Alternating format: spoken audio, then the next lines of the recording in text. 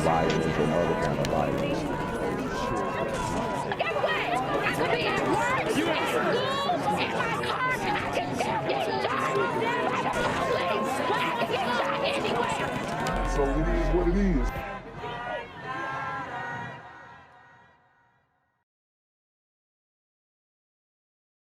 What's good, YouTube? It's the Black Gen Z Mindset. Make sure you go ahead and like, comment, share, subscribe, and let's get into the video. All right, so just an update on Buckhead seceding from the city of Atlanta. Mayor Keisha Lance Bottoms and this guy named Bill White has pretty much, taken personal shots at each other. So I'm going to read this article and keep you guys updated on the progress of Buckhead maybe seceding or being able to hire their own private security. So Mayor Keisha Lance Bottoms and Buckhead City Committee head Bill White traded very personal shots about each other's leadership this week. Bottoms started a war of words in a farewell press conference televised December 20th, 2 weeks before she leaves office. Bottoms implied that the cityhood effort was triggered by her opposition to former President Trump and referred to White without naming him as this outsider who has come in and has worked every single day and raised money to divide our city. White, the BCC's chairman and CEO, responded in a lengthy written statement that mocked Bottoms for shifting claims about the causes of crime, a political driver of cityhood, and blasted her as the most ineffective, unqualified, and yes, most dangerous mayor in city of Atlanta history. The political backdrop to both sides spin in the cityhood's efforts, Republican support, and White's personal ties to Trump, for whom he raised money and agitated for election recounts as part of the former president's voting fraud conspiracy theories. When we all know, I've done stories on the people with the mail-in ballots getting caught, so, we know there was something fishy going on. For Bottoms, the shots are part of a legacy-salvaging attempt as she leaves office after a single term in which her mishandling of Buckhead discounted fueled the cityhood political crisis. Mayor-elect Andre Dickens has pledged to pay better attention to Buckhead as he attempts to squelch the cityhood movement. Bottoms now serves as the Democratic National Committee's vice chair for civic engagement and voter protection. She is working for Georgia's 2022 gubernatorial and U.S. Senate races, where cityhood politics are already playing a role and which may be on the ballot as a referendum. So you could tell this article is very favorable of Keisha Lance Bottoms. It's no secret that I was very vocal in how I felt about Donald Trump, Bottoms said in the press conference about Buckhead cityhood. And I don't think it's a coincidence that the man who is leading this movement is new to Atlanta and was a very big Trump supporter. There's a reference to White, a personal friend of the Trump family who raised money for the ex-president's campaign and advocated for Trump's conspiracy theory-laden efforts to overturn the 2020 presidential election results. White, a New York native, has lived in Buckhead with his spouse, Byron Ure, for over 3 years. Bottoms acknowledged the cityhood talk was not a new notion, but you had this outsider who has come in and has worked every single day and raised money to divide our city. Somebody who's not even been in our city 5 years. So the reason why he's doing this is because if you're living in the city of Buckhead and you move to the city of Buckhead and you have business there and whatnot, you want to still be able to live there and not have to worry about looking over your shoulder for people trying to carjack you and shootings and all that kind of stuff that we've seen increase in Buckhead.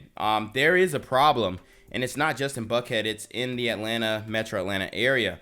Bottoms made no such Trump-based allegations about cityhood when she addressed the burgeoning movement in April and May appearances before Buckhead organizations. At that time, she acknowledged the crime concerns driving the concern and her political differences with some locals, as well as suggesting the COVID-19 pandemic's impacts on government as a factor.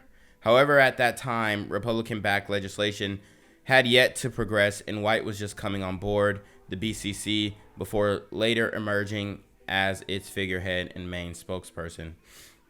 White's response noted bottom-shifting explanations for the root cause of local crime and said that her implication of cityhood as a personal attack on her makes no sense because the movement is continuing even though she is leaving office. Absolutely.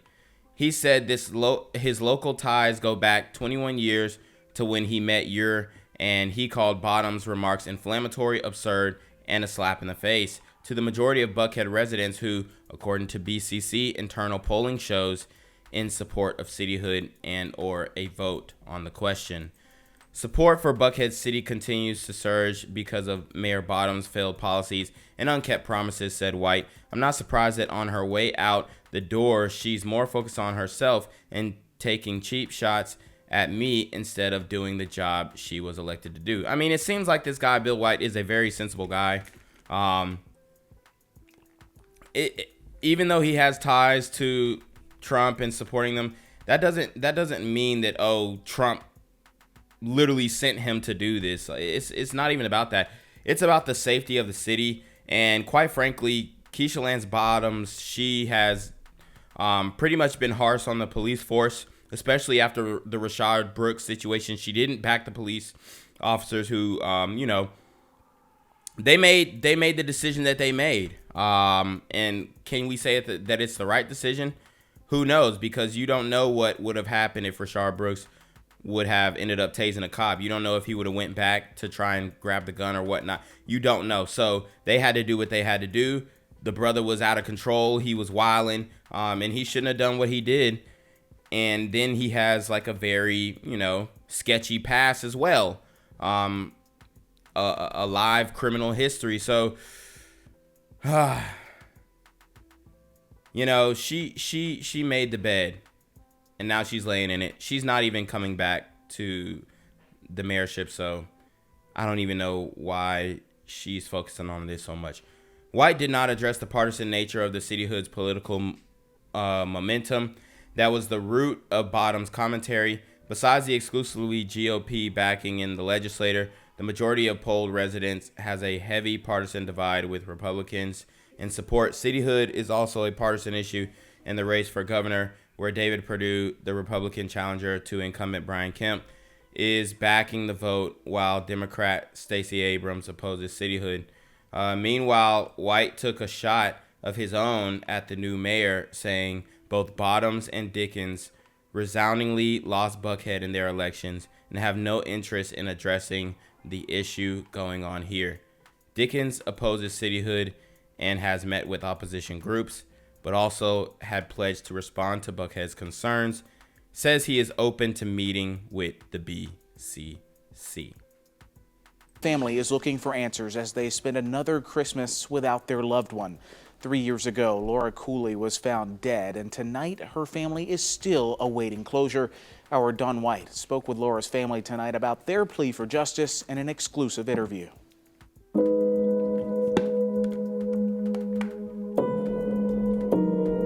She was the funny one. She always had something funny to say. That sense of humor was silenced on December 23rd, 2018. It's still like an open sore, and we're still grieving her death. 59-year-old Laura Cooley's body was found near her home along Eastwood Drive in Decatur. We don't know what to do to try to get closure from this. So we've covered stories in Decatur, Metro Atlanta area. These guys are on demon time, and 3 years later, they still don't know what happened to this girl. Find out who's her murderer, because he's still walking around out here doing whatever, and Laura's dead. 3 years later, DeKalb County Police haven't made any arrests. We reached out to them tonight about her case and haven't heard back. We just want some help. If anybody know of anything that happened, then contact the police. Or if you're afraid, contact us and we'll contact them. It appears that nothing's going to be done. We've covered these stories before. Yeah, see, the only way this guy is going to get caught is if he's linked back to this crime through committing another crime.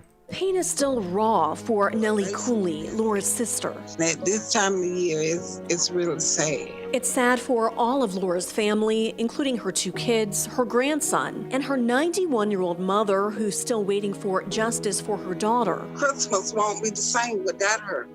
She was the one who kept everybody upbeat. And this is sad, man. This is really sad.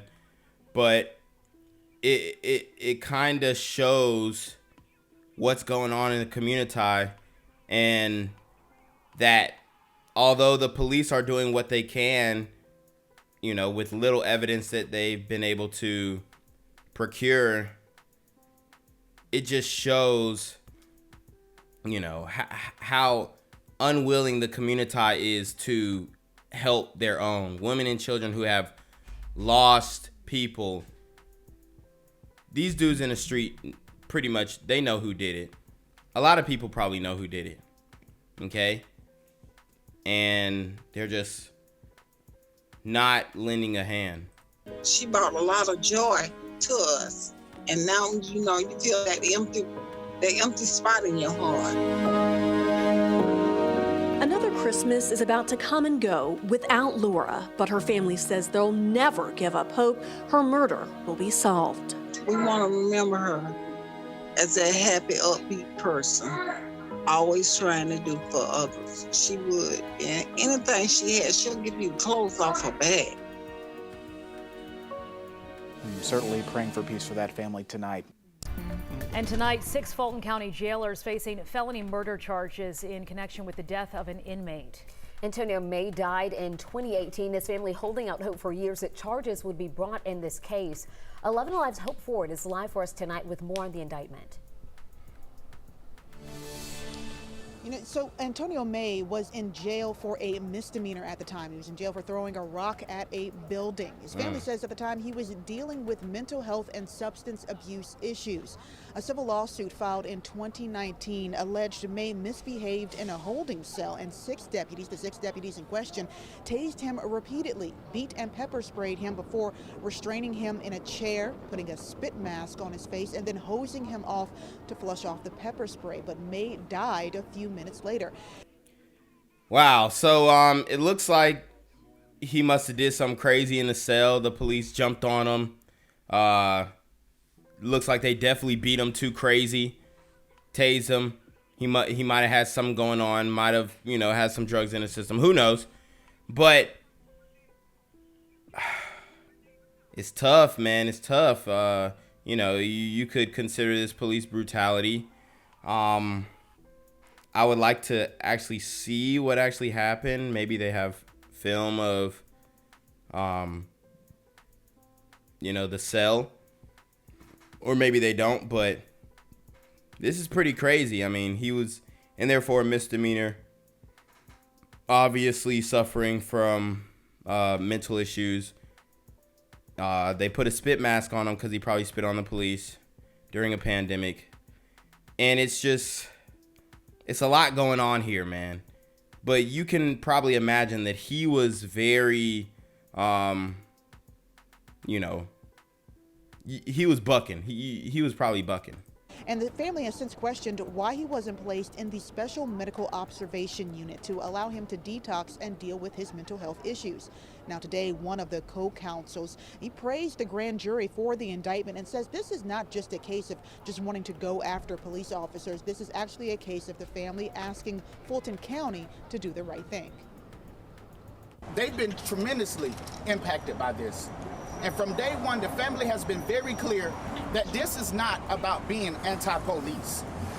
This is not another fraction of the defund the police movement. This wasn't about race either. This was simply about right versus wrong. Yeah, you know, from what I can see, it doesn't look like they were playing a heavy race card in this case. I just think that a lot of these dudes who get locked up really are off their rocker in a lot of ways. And the jailers or police officers in those situations, they deal with a lot of different personalities, and They probably took out some aggression on this guy that was unwarranted. And you know, he didn't go down without a fight. Obviously, you're gonna try and defend yourself. Just a horrible situation. And the family and the attorney say they are beyond grateful for DA Fannie Willis, who apparently promised the family, according to the attorney, promised the family when she got elected that she would get a decision in this case by the end of the year. Now, we've reached out to the Fulton County Jail to see if the 6 officers who were indicted are still working there, and we'll update you as soon as we know. All right, Hope Ford reporting for us. Thank you so much, Hope. According to law enforcement sources, police created their own big break in the case using surveillance footage and license plate readers. Sources say they found Knox first, who confessed and then told them about Shaw's involvement. We don't know why they did this. We have absolute confessions that they did it, they were there.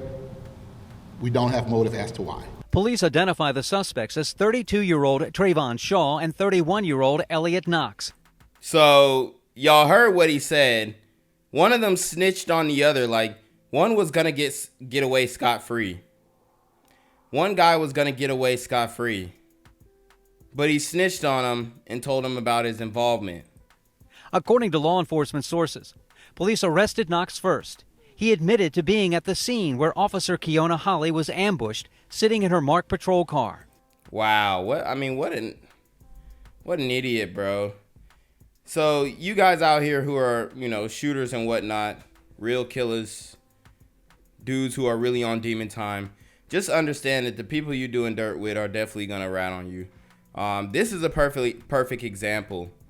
You know, these guys killed a police officer, ambushed her, killed her in cold blood, and this is Baltimore, but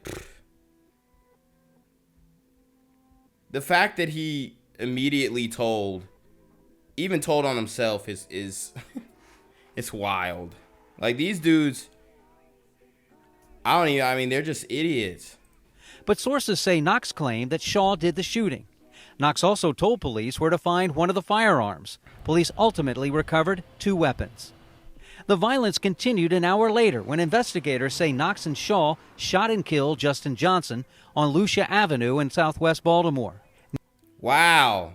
So they killed 2 people that same night.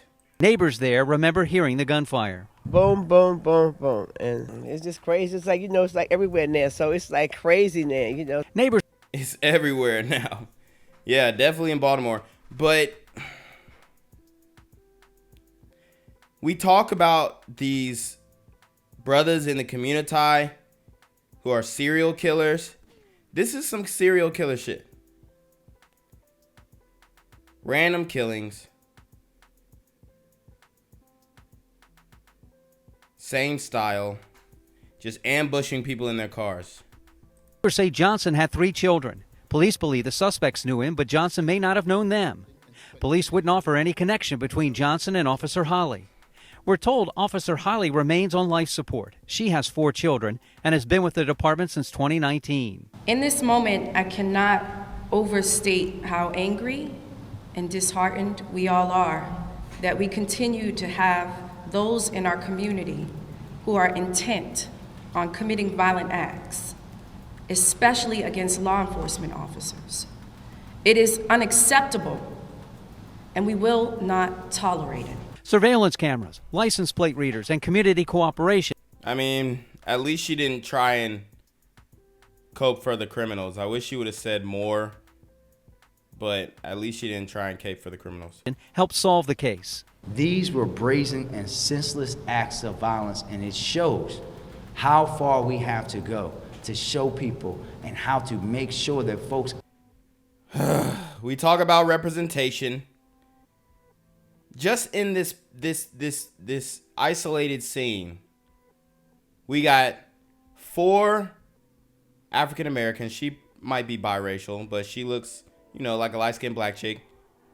And then 2 white people. So we're getting the representation in these cities. Obviously, these cities are just overwhelming with crime. and they got the Democratic leadership. It's like they're checking boxes on how to destroy a city.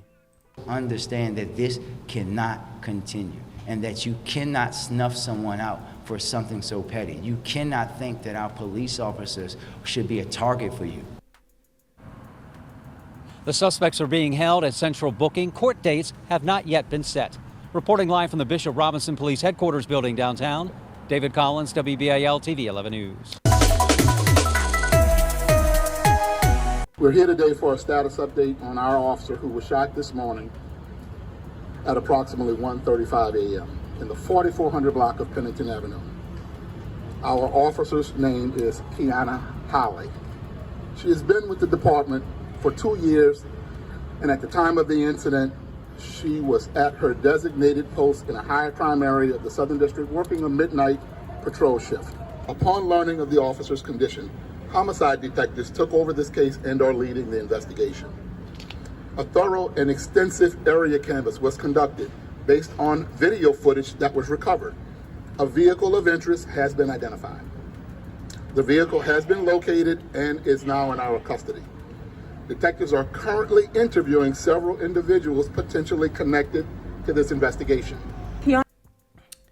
So the family are gonna speak, and it's probably gonna be really emotional. But this is what's going on in the community. We need constant highlighting of these incidents because they don't get enough media coverage. This story is gonna die. No action will be taken from this. No protests, no marches. Obviously, you don't see any Black Lives Matter representation out here. Just, the family mourning because they understand that their family member, their loved one, probably isn't gonna make it. Anna Holly is my baby sister. What I need this city to know and understand is before she was a police officer, she's a mother, she's a daughter, she's a sister, she's a woman. She took on this job. She took on this responsibility. This has been a lifelong goal of my sister, to serve the Baltimore City Police Department. That's tragic. That's tragic. And this is police your own, right? This is go out there, not on no vigilantism, but you're really trying to make a change in your community.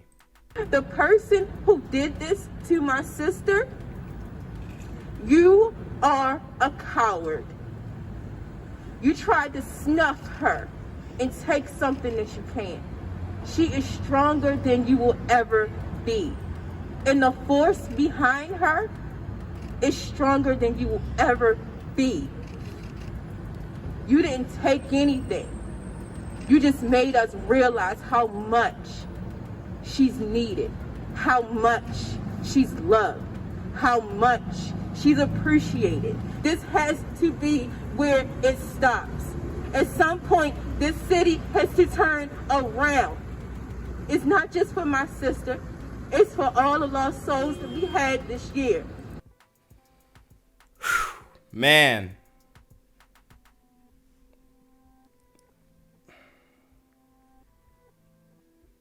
You want the city to turn around.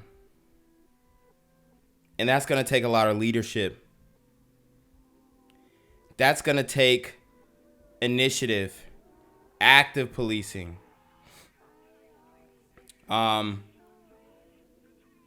Police officers, plainclothes officers on the streets. In cities like this, they need them. They need them bad, man. They need double the police force. They need to be under watch at all times because it's like they need a police officer on every block to cover every 100 square foot of that city. To even be able to put a dent in these violent crimes. My sister is fighting for her life, and we will continue to fight for her and with her. I ask that you keep her covered, that you pray for her, that you pray for us.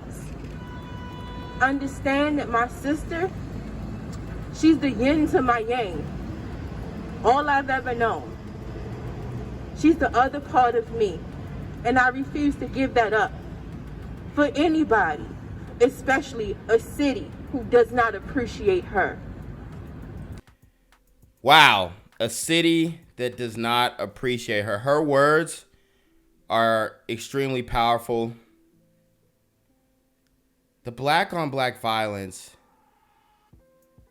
it's literally the number one issue in this country. I believe that. I believe that. If you solve that problem, you damn near solve every other problem that we have going on in this country. But it seems like with the Democratic leadership in the city, we heard the mayor speak out on it. It's not going to happen. They're not willing to do what they know it's going to take. Step up, Baltimore. You can do better. Gang violence and other kind of violence. Guess what? I could be at work, at school, in my car, and I can still get shot by the police. But I can get shot anywhere. So it is what it is.